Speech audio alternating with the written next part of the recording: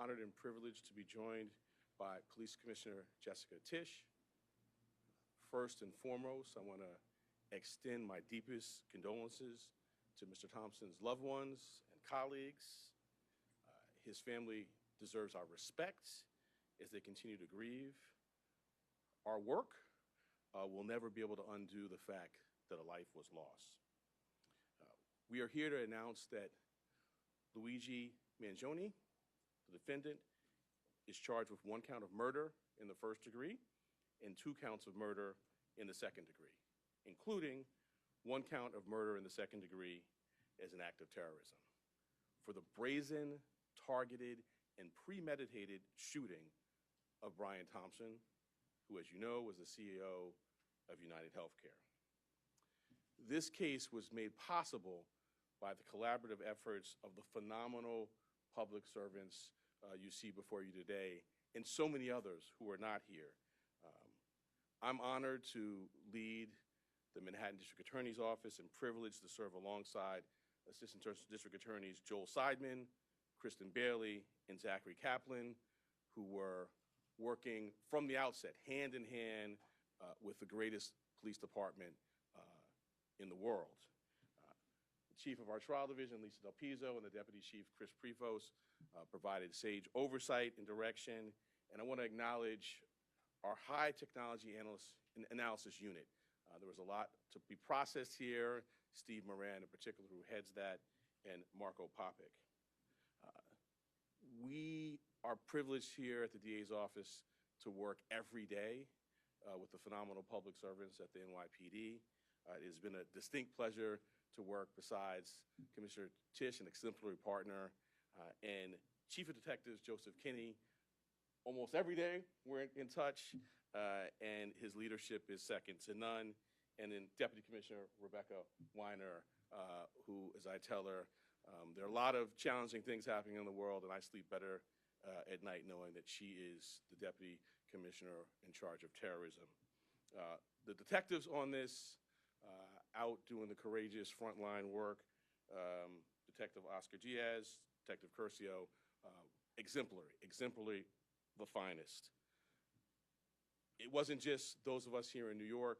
I want to acknowledge the great work of our partners in Altoona, the Altoona Police Department, the Blair County District Attorney's Office, the governors of New York and Pennsylvania, the FBI, and of course, the brave members of the public who answered the call when our great commissioner put out the call for their assistance.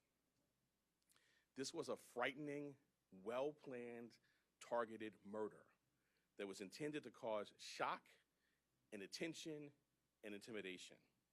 It occurred in one of the most bustling parts of our city, threatening the safety of local residents and tourists alike, commuters and business people just starting out on their day. Let me say a bit more about the charges. They include 1 count of murder in the first degree as a killing in furtherance of terrorism, 2 counts of murder in the second degree, 1 charging that the killing was done as an act of terrorism, and the second pertaining to the fact that the killing was intentional. The maximum penalty possible for murder in the first degree and murder in the second degree as an act of terrorism is life without parole. The maximum penalty for murder in the second degree is 25 years to life. There are additional counts as well. A number of criminal possession of weapon charges, 2 counts in the second degree, 4 counts in the third degree, 1 count in the fourth degree, and a count of criminal possession of a forged instrument in the second degree. Let me tell you a bit about the facts. On November 24th, we allege that the defendant arrived in New York City to murder Brian Thompson. After the defendant arrived in New York City on a bus at Port Authority, he checked into the hostel on the Upper West Side using the name Mark Rosario with a fake New Jersey ID. On the morning of December 4th, the defendant left the hostel, just after 5:30 a.m. and traveled to Midtown. For nearly an hour, we allege the defendant waited in the area near the Hilton Hotel, waiting for Mr. Thompson to appear. From 6:38 a.m. to 6:44 a.m., the defendant stood across from the entrance of the hotel on West 54th Street. When he saw Mr. Thompson, he crossed the street and approached him from behind. We allege he then took out a 9mm 3D printed ghost gun, equipped with a 3D printed suppressor, and shot him once in the back and once in the leg. The defendant then fled northeast on 54th Street and took an e-bike uptown before getting into a taxi that took him to West 178th Street and Amsterdam Avenue. On December 9th, the defendant was spotted at a McDonald's in Altoona, Pennsylvania. The local police were notified, he was arrested, and he was found with a 9mm handgun, a suppressor, 2 ammunition magazines, and the same fake New Jersey ID he used at the hostel. I want to say a word about ghost guns. These weapons are increasingly proliferating throughout New York City and the entire country. Involving technology will only make this problem worse. Last year, over 80 ghost guns and ghost gun parts were recovered in Manhattan alone. The NYPD and the Manhattan DA's office have been leading in the interdiction of these ghost guns. And one thing I want to make clear, they are unserialized, they can be printed out, but as this case tragically makes clear, they are just as deadly as traditional firearms. This will remain a priority for us here in Manhattan. Finally, I know there have been questions about the extradition process.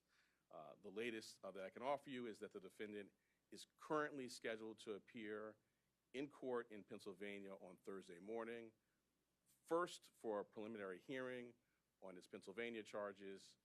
Immediately to follow that will be an extradition hearing. We have indications that the defendant may waive that hearing, in which case he'd be brought to New York forthwith. In any event, we have been preparing on parallel paths, and before the hearing, we'll send to the governor of the state of New York the paperwork that would be necessary if he does not waive during that hearing. I now want to turn over to our great commissioner, and when I do so, I wanted to thank her for her partnership, not only on this matter, but on all we do every day together. Thank you.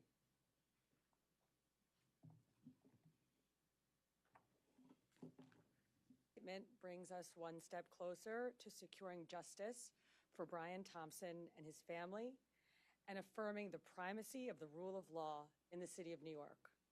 NYPD detectives worked tirelessly to piece this case together, and along the way, the Manhattan DA's office made sure we had every legal tool available to us. Whether quickly providing subpoenas to assist with our evidence collection, or traveling with us to Altoona, Pennsylvania last week after the apprehension, our partnership made this a successful investigation. So I'd like to thank District Attorney Bragg and his team for their work in bringing this case forward.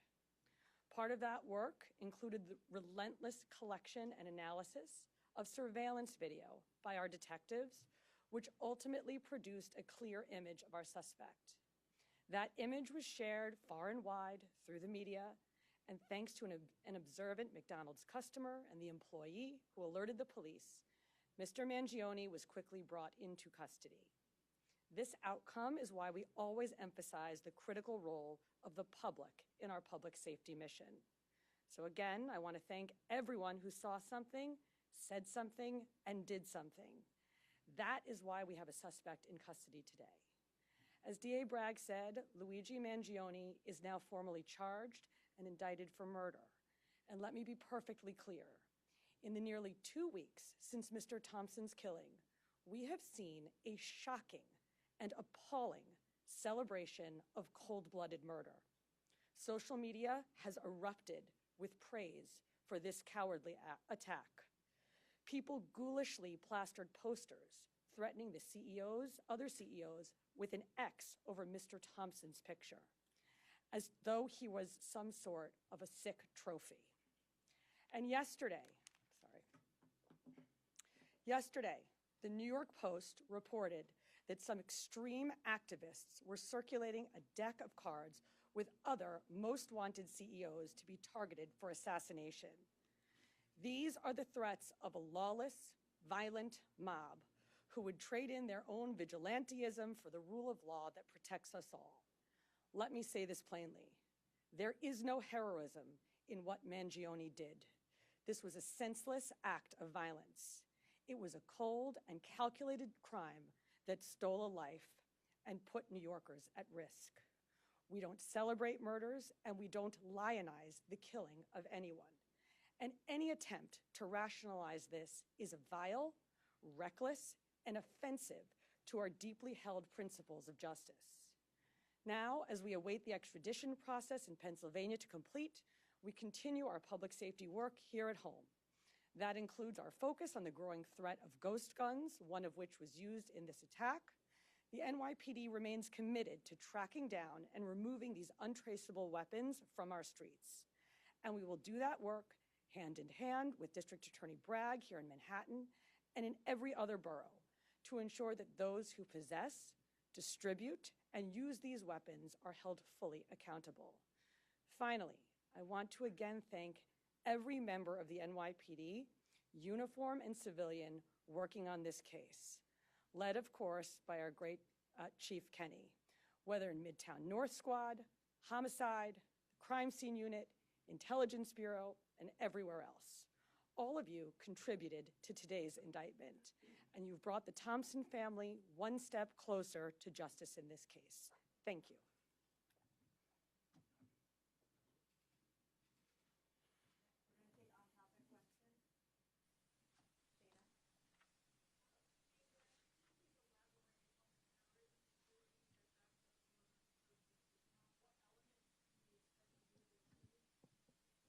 Sure. So, in its most basic terms, this was a killing that was intended to evoke terror. And we've seen that reaction. The statutory elements we can go into, but its most basic term, that's what this is. This was not an ordinary killing, not to suggest that any killing is ordinary, but this was extraordinary, and the New York State Legislature has set out both the paths that we talk about, both the murder one and murder two. And this, we allege, is certainly squarely within those statutes, which talk about intending to do exactly what we saw happen here.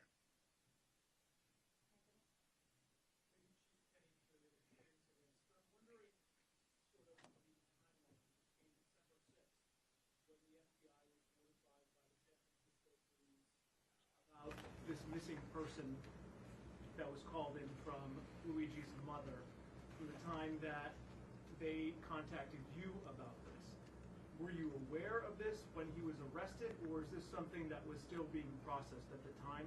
And what did his mother say? So the original missing report took place back in November 18th in San Francisco.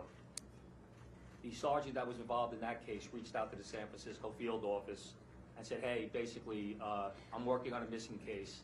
I saw the photograph that was distributed by the NYPD. There bears a resemblance.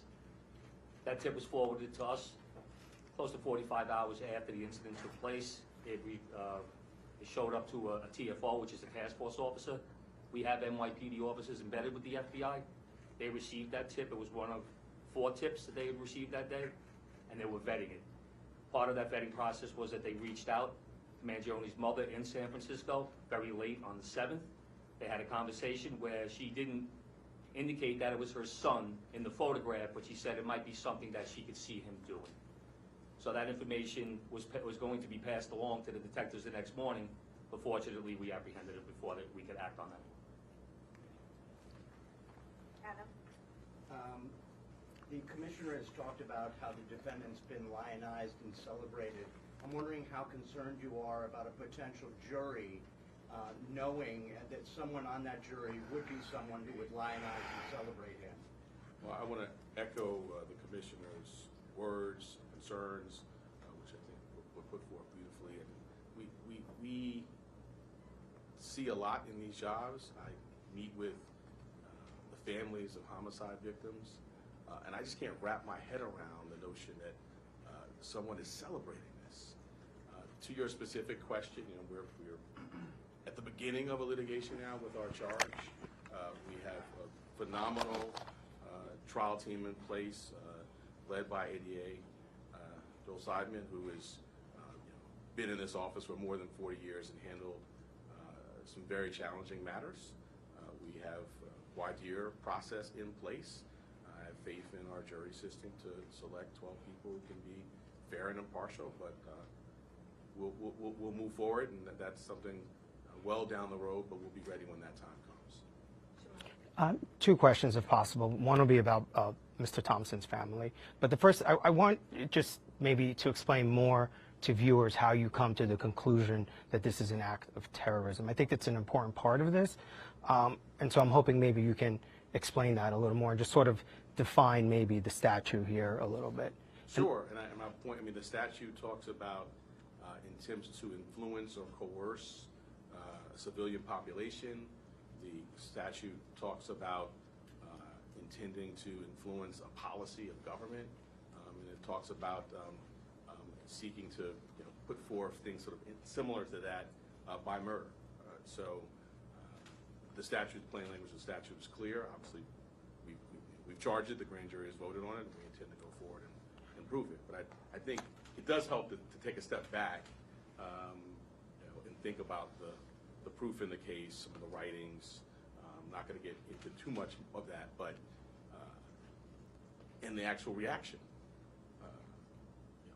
In the middle of Midtown, the beginning of a busy day, tourists, commuters, business people, the intent was to sow terror.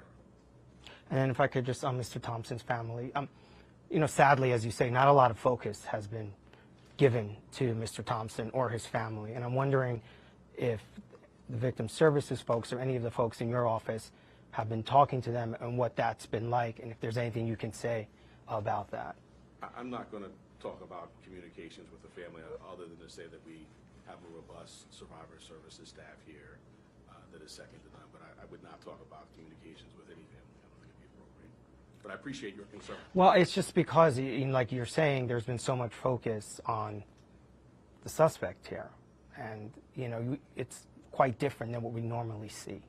I echo what the commissioner said, and the sentiment of your question, my heart goes out to. This is a significant piece of what we do here, is we center the trauma of survivors and victims and their families. A significant piece of what I do is sit across the table and look people in the eye, and when appropriate, if they want to, offer a hug. And we have dedicated advocates and counselors and great staff that focuses on that. So I agree completely with you, and I wish that that's where the public's focus was exclusively. That's where it should be. That's where it is here, in addition to obviously the facts and the law and the case. But because of respect for where your question is coming from, I'm not going to get into that. Thank you. For the commissioner, given the celebration of the year here to drive, I'm wondering if the NYPD is shifting any of its practices, or even talking to those at this point, or deploying in different places than you were before?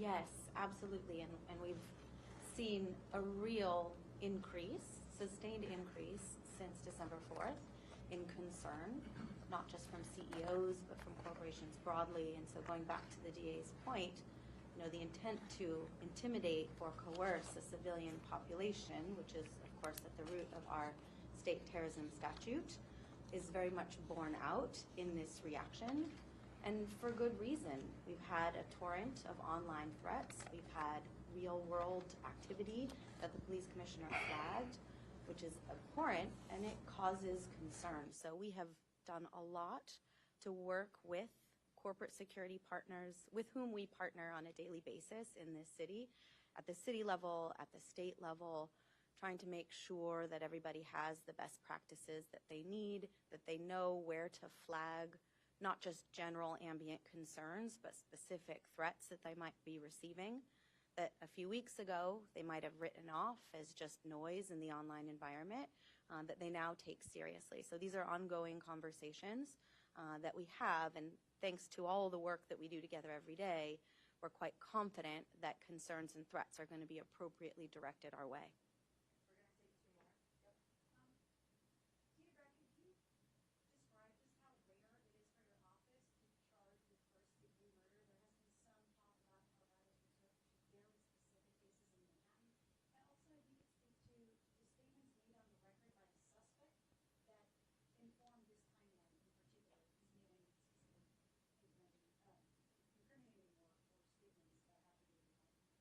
So I'll address the first piece.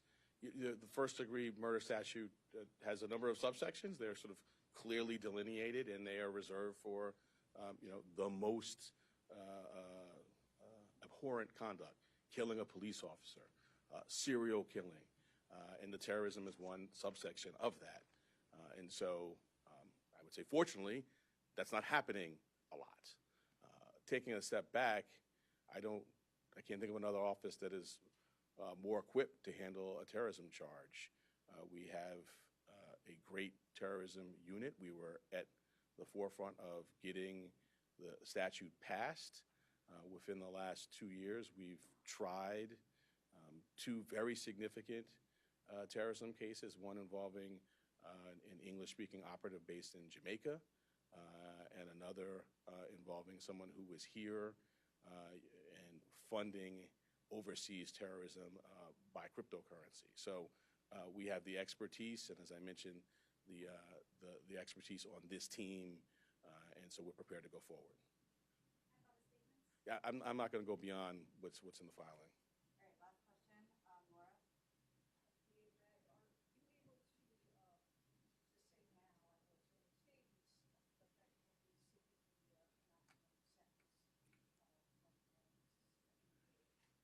So as a matter of practice, I don't talk about sentencing outside of court as a first matter, and certainly not at the initial stages of a matter. But I think you can tell the seriousness with which we take this matter by the way in which it's charged.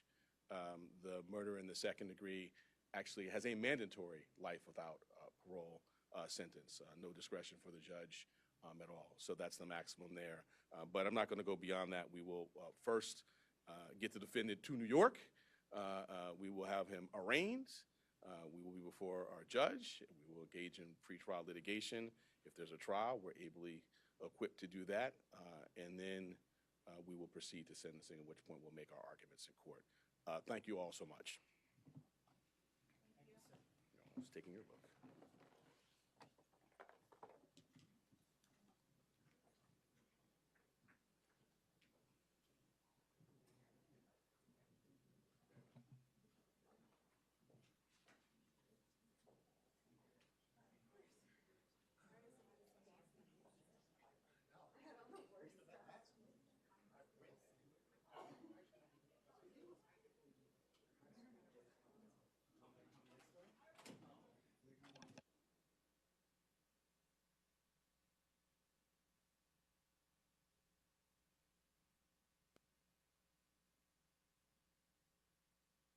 Mike, Lynn.